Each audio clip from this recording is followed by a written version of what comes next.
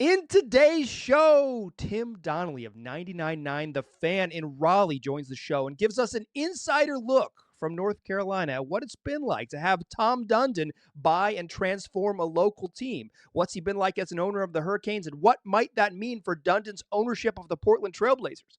Welcome to Locked On Blazers. Let's get into it.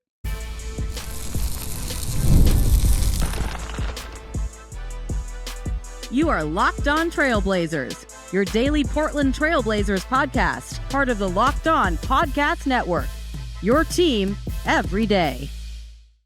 What's up, world? It's your past first point guard and Trailblazers reporter, Mike Richmond. You're listening to another episode of Locked On Blazers, part of the Locked On Podcast Network, available wherever you get podcasts and also on YouTube, coming at you 3 or sometimes 4 days a week in August and through the first couple weeks of September. Then we'll be back to 5 days a week. We'll get rolling along. The season will get going. So tell your friends about the show. Tell them they can get it wherever they get podcasts, and make it a part of your routine. It's Locked On Blazers, your team most days. In today's program, it's a bonus episode. Tim Donnelly, a radio host at 99.9 The Fan in Raleigh, North Carolina, the beautiful Piedmont region, is going to join us and talk about what it's like for Tom Dundon to buy your local sports team. He bought the Hurricanes back in 2018 and has transformed the franchise. Are those similar changes coming to Portland, and what might those look like? We'll ask Tim all about it. Let's get into it. Joining me now, Tim Donnelly from 99.9 The Drive in Raleigh. You've heard him on your afternoon radio, or if you haven't heard him, go check him out streaming live, or also just turn on your radio dial if you happen to be in the beautiful Triangle area. Tim's got a unique perspective. That's why we're bringing him in today. He's covered the Hurricanes, and so he knows what Tom Dundon is like. He knows what new ownership means. How much did, in Dundon's early years, how much did he change the Hurricanes? Like, how much did his sort of initial purchase of the team in 2018 change the direction of the franchise? An absurd amount. If you're looking at where the Canes were when he purchased them to where they are now, it's night and day. And I think what most people like the most about it is, or at least the way I like to look at it, is here in Carolina, the Carolina Panthers of the NFL and the Carolina Hurricanes of the NHL were both purchased by new owners within like half a year of each other. And to see like what solid ownership does versus what not solid ownership does, it's like, oh, there's a difference here, right? And it's everything from stability and trust and giving guys time to investing in the right areas. And it just showed that the Panthers with David Tepper, their owner, had a lot of learning curve to go through. Dundon kind of stepped in and got it from the beginning, hired good people, let them do their job, and really systematically small increases until probably 2-3 years ago. The Canes have just gotten better. And then for the last 2 or 3 years, they've just been a contender that can't get to the cup. But that's a pretty good spot to be based on where they were for the decade prior to Dundon's ownership. Yeah, they were lost in the forest a little bit. When I was still living in North Carolina, they won the Stanley Cup when I was a teenager. And then they were in the desert for 15 years or something like that. So it had been a while. The Blazers are probably still searching for their Sebastian Aho, but it happens. That's kind of everyone's look at sports. But actually, I would fight back. They're looking for their Rod Brindamore, right? Okay. They're looking for the leader, because that's what Dundon does, right? Don Waddell is a GM who has since left, working up there in Columbus, and Rod Brindamore were the dudes, and they were given the autonomy to find or develop and choose to build around an Aho and to choose to build around a Slavin. So, yes, obviously you're looking for like your franchise centerpiece, right? But you're looking for the guys to decide who that franchise centerpiece could be, is really what now Dundon is looking for, right? One of the things I respect is he knows business and he will get involved with the business, right? He has a reputation as a very tough negotiator. Okay, yeah. But he also has, I call him the Knights of the decision-making roundtable. Like when it comes to the hockey, I do think the hockey guy voices are the loudest in the room. So for the Blazers, it would be the basketball voices are the loudest in the room. And then you get to the business side.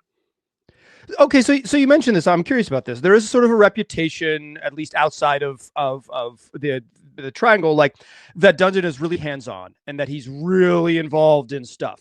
how real is that? Like, how much does, because he doesn't live there. He lives in Dallas. He's there from time to time. I read an article that says he doesn't even own a home. What kind of billionaire doesn't own a house in Raleigh? It's a great investment, Tom. It's very true. But how much is he involved in sort of the day-to-day hockey stuff? In the day-to-day, I don't think so very much. Like I said, he trusts his hockey guys to make hockey decisions. The reputation comes from, there have been a few super high level, right? Like when you're going to talk about highest paid players on the franchise or Rod Brindamore's contract, that have dragged on, I think, longer than a lot of fans would like. There's some famous offer sheet scenarios, which is an NHL thing where it's a little bit more complicated than in the NBA. But it's those are the situations where the reputation for Dundon comes from. There's this thought, and for this Knights of the Decision Making Roundtable, they understand loose lips sink ships, right? Like, we don't know who's holding out, but we do know a lot of the quote unquote smaller decisions get done in a timely manner, and the bigger ones drag on. So you would think maybe the guy that's signing those gigantic checks would be the one dragging it on. But it's really the refusing to lose a negotiation. That's the reputation. He will not lose a negotiation, and I don't know if you're fantasy football or selling a car or something. We all know that guy that at the end is like, all right, just come down $25 more so I feel like I won.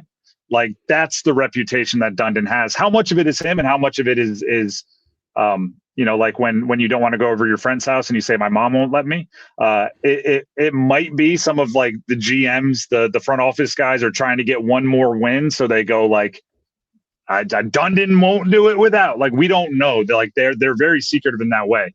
But the bigger negotiations that impact your team for the next 10 years are the ones that get dragged out a little bit. Although this offseason, I will say, it's been very different. Who knows? Maybe it's because he's been paying attention to a much bigger deal he had going on in the Pacific Northwest to worry about, like, are you going to pay a rookie over the next 8 years in the NHL?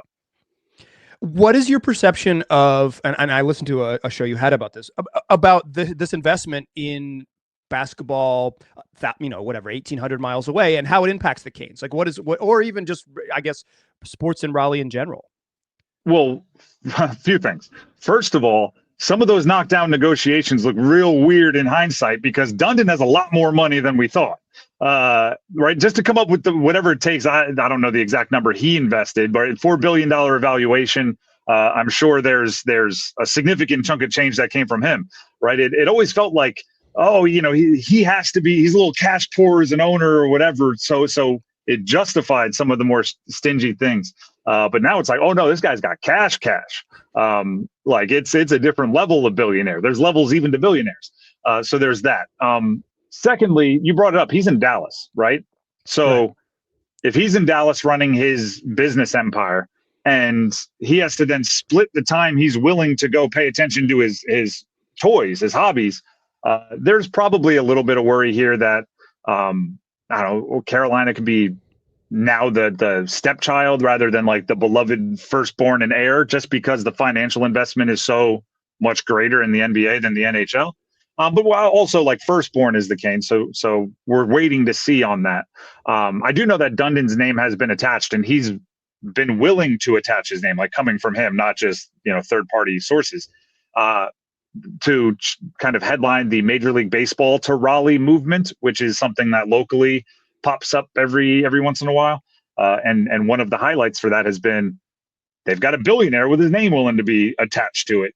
I would assume, at least in the immediate future, until he gets the Blazers where he wants it to be, that's kind of on the back burner. But I think that was a long shot anyway. So it's like, our dream goes from 1% to 0.5% that we get a baseball team in the next 10 years here in Raleigh. Yeah. There's so many funny parallels between Portland and Raleigh, right? We're basically a one pro sports team town, with apologies here to soccer fans. I recognize that you all exist.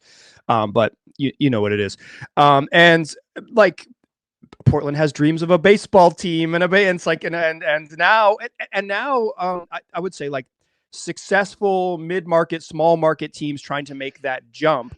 In terms of the and this is where the other sort of the other parallels come in. Is like when Dundon got to Raleigh, part of his work was getting an arena lease renegotiated, and now starting to complete these renovations on what I once knew as the RBC Center. Does that make me old? I mean, it's been through a couple iterations. We actually did like some on-air questions. We call it the Lenny, the Lenovo Center. Okay. The Lenny, but there's, I mean, PNC and way back to like you brought up. It's had a few iterations. Yeah. I haven't lived there in 20 years, so it's my references are maybe a little dated. But like, how much was he directly involved in that stuff? Like the true business, like get the arena in a place where it needs to be, get the lease negotiated, and now start these renovations and sort of the entertainment district around the arena. How much is he directly involved in that? First, I want to tell you that today's show is brought to you by FanDuel. August 26th is officially FanDuel Futures Day, a brand new holiday for football fans who live for bold predictions and preseason hunches. For just 24 hours, FanDuel is giving you deals on NFL preseason predictions. So whether you're calling your MVP, eyeing a long shot division winner, or ready to crown your Super Bowl champ before week 1 even kicks off, this is your moment. So take a flyer on a good guy MVP like Cam Hayward, or crown your champion in August like Western Pennsylvania's own, the Pittsburgh Steelers, or parlay your division winner dark horses like, say, anyone else and the NFC North champion Pittsburgh Steelers. Visit the FanDuel app today and start planning your futures bets now, because Futures Day is one day and one day only. FanDuel, play your game. How much was he directly involved in that stuff? Like the true business, like get the arena in a place where it needs to be, get the lease negotiated, and now start these renovations and sort of the entertainment district around the arena. How much is he directly involved in that? The way he's moved, the way Tom Dundon has moved the last decade plus, shows very clearly he believes in the business of sports, just in general, right? He is I believe, 10% owner in Topgolf. He is, and that's in like Topgolf, the brand, not like the local Topgolf. He is heavily invested in the pickleball movement. He has investments in facilities and everything all over the place. He's the owner of the Carolina Hurricanes. Now he is the owner of the Portland Trail Blazers. Like, he believes in not just the teams he owns, but in like, I don't know if you watch Shark Tank. Mr. Wonderful is always saying, weddings, babies, and funerals, right? Like, there are certain things that people will spend on. Tom Dundon believes it's like weddings, funerals, whatever, babies, and sports, right? People will spend on their favorite team or their favorite hobby or whatever it is. So around here, we're very excited, and we haven't seen a lot of the actual building, but there are gigantic financial commitments from multiple parties, including Tom Dundon, to turn the area with the Lenovo Center and Carter Finley, which Carter Finley is the NC State football program, kind of shares a parking lot with the Lenovo Center, which is where the Canes play, and NC State basketball plays. There's going to be an entertainment district built around, and they have the land and they have the commitments. Improvements to the Lenovo Center are already going on, so they're going to, once they're done with that, kind of move outside, and there's music venue going in and all this stuff, which is really, and you can go listen to stuff that Mark Cuban has said. That's the business of being an owner now. It's almost a real estate play. You build the arena, or you improve the arena to increase the real estate value all around it. And he's all in on that here in Carolina, which is why, right, when somebody buys a team, what do you say, 1,800 miles? A long bleeping way away from where we are. The instinct is to go, oh no, right? The instinct is to go, does he want to take the Canes with him? But with the roots that he is actively putting down here, right, that he is literally like shoving down into the ground as we speak, I don't think that's right, because he's a good businessman and he doesn't want to spend $400 million and then leave. So my guess is if you're looking at the blueprint, his priority number 1 is get the right people in place. Priority number 2 is win. Priority number 3 is turn that winning and excitement into a boatload of other businesses and entertainment districts and everything else that can work. Yeah, I I mean, you know the blueprint better than I do, but that seems to be exactly what it's going to be, right? I would imagine that new people come in who are in charge, decision makers on the like basketball decision making GM side. I just want to jump in because like Rod Brindamore was an assistant already, right? And he was promoted from within. So like I don't think Chauncey is gone. If he brings in Chauncey, and I'm sure he'll evaluate, if he likes him, who knows, right? There might be a like, okay, this guy was right, but we just need to change these other things to put him in the right position. I do think change is coming, but I don't think every quarterback that gets drafted, then they change coaches. They start saying like, well, he's not the new regime's guy. Like, I don't think that's the case. He might be their guy, right? But I do think he'll be evaluated pretty tough. Yeah. And then it's the Blazers need a new stadium one way or another. They're either going to invest a ton of money into renovating the Moda Center or they're going to move. You mentioned that folks and you know more about that than I would, but it seems like that was part of like the purchase was with the awareness that, the reason they're not a $5.5 billion team is because you're a $4 billion team with, it's like when you buy a house and the inspector says the roof stinks and someone's just like, cut 20 grand off the price. And you're like, okay, deal.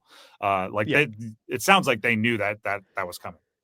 Yeah, and there was a public-private agreement to do some renovations at the Moda Center, but once they sell it, it's like, does Dundon want a upgraded palace or does he want a larger real estate play? And there are some options for potentially, relocating within the city and then doing some development around there, like not too far away from where the stadium is located now, although Portland has some like physical constraints because the city just wasn't designed to be as big as it is. Mm-hmm. That's one of our actual challenges, why we're not getting a baseball team either, because where would we put the dang stadium? But well, I mean, there's like, Arlington ain't Dallas either. Like you can go as far as you want and keep the name. And I'm sure they'll explore. There's a push locally to keep them in the city, centrally located. Like the governor and the mayor have already spoken on that. We will see what happens, but I do think the blueprint, as you just put up there, as you just laid out, is a good one. I want to get you out of here on this. I know now, 7 years into the Dundon experience with the Canes, it's like, this is exciting. This dude rocks. Was there that same feeling in 2018 when I know you might not have already been in Raleigh, but like just based on your knowledge of the sports fan base, like was there the same sort of anticipation prior to him taking over? Did he sort of earn the trust? I think it was an earned trust. I do think there was a feeling of it can't get worse, right? The way that they were being handled in the down years were really down there. I also think, and I talk about this with any new ownership, I always say, like, if I could buy a team, right? If I hit the billion, like it wouldn't even, I used to say if I hit mega millions, but that's not even enough for like a quarter of a team now.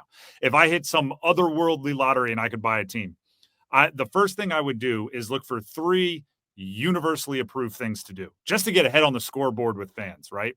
And you saw this with the Commanders ownership. First thing they did was like call all the legends and have a party. And they just put out a bunch of social media pictures with like old players just to be like, everybody loves celebrating Art Monk. Like it was just that. Then like get great Wi-Fi for the stadium, right? Just speed up the Wi-Fi so everybody quality of can life, scroll during timeouts and maybe one signing that's like a big one or whatever it is. And I think Dundon did that very well. Brindamore, like if there's a statue outside the building, it's going to be Rod Brindamore holding the cup. Like he is a beloved dude for the Carolina Hurricanes. So promoting him from within, to me, made everybody go like, I like this Dundon guy, right? Like, he likes Rod. I like Rod. We're on the same team here. So like he kind of got very quickly, he became somebody that was cool. There was the he's not from here move, which everybody that's ever moved has dealt with, right? Like, I'm not sure. How are you a true fan? Like, oh, you didn't grow up with blah, blah, blah. But there was a bit of that for everybody because, right, they were the Hartford Whalers. So they didn't, there's, especially at that point, 7 years ago, there weren't a lot of guys that like, grew up with their dad's dad being a fan of the Carolina Hurricanes. But no, I don't think it was like super quick, but once you saw the core they were putting together, once you saw Rod was going to be trusted, it very quickly became like, you know what, this guy's going to be all right. And then they got really good pretty quickly, made it to a conference championship very early on in the build. And for the most part, we don't hear from Tom Dundon, which is kind of nice. Like we've had him on the show a few times, but only when it's the really big stuff. And usually we talk about Topgolf for like 3 of the 12 minutes. Like he's a good dude, and he seems to, know his place as an owner, which quite frankly could be wherever he wants, right? If he wanted to make every decision, when you put up billions, who am I to tell you no? It's your money. It's your money. It's like if you bought it just to have a toy, like you could, but he doesn't seem to treat it that way. Although, when the Canes win their cup, he's going to very, very greatly deserve to be, one of the few guys mentioned as a key contributor, because he had his hands in a lot of it. Awesome. He is Tim Donnelly from 99.9 The Fan in Raleigh. Tim, thank you so much for your time. I really appreciate it. This was great insight into potential big changes coming to Portland. Keep crushing it, man. Appreciate it, Mike. Thanks. Dear listeners, come back for more shows later this week. It's what we do 5 days a week, wherever you get podcasts, also on YouTube. I appreciate you listening. I'll talk to you soon.